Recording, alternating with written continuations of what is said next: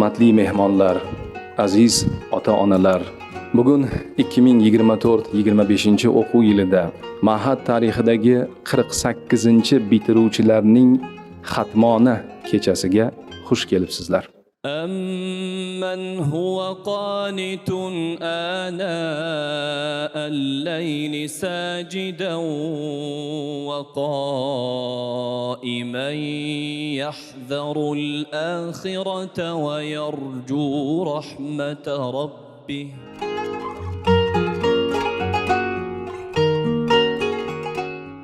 Muhtaram ustozlar, aziz talabalar, bugun mana 48-bitiruvchilarni kuzatish uchun bu yerga jam bo'ldik.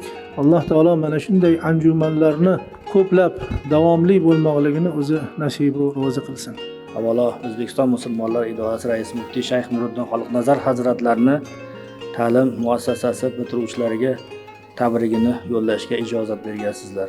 Hurmatli yoshlar, avvalo sizlarni talabalik davrini sharaf bilan yakunlab, islom ilmlari yo'lidagi muborak safaringizning yangi bosqichiga qadam qo'yayotganingiz bilan samimiy muborakbod etaman. Mana shu ustozlarga, hamma bu yerda jamlanganlarga mana shu kadrlar tayyorlash borasidagi ishlarida faqatgina muvaffaqiyatlar, sizlarga esa ishlaringizda muvaffaqiyat, ilmni yanada bir takomillashtirishlikda sizlarga doimo Alloh taolo o'zi madadkor bo'lsin.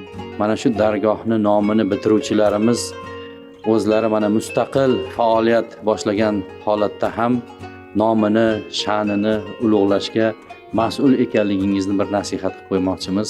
Qaysi bir bandaning bir tola sochi Allohning yo'lida oqarsa, u qiyomat kuni u uchun nur bo'ladi.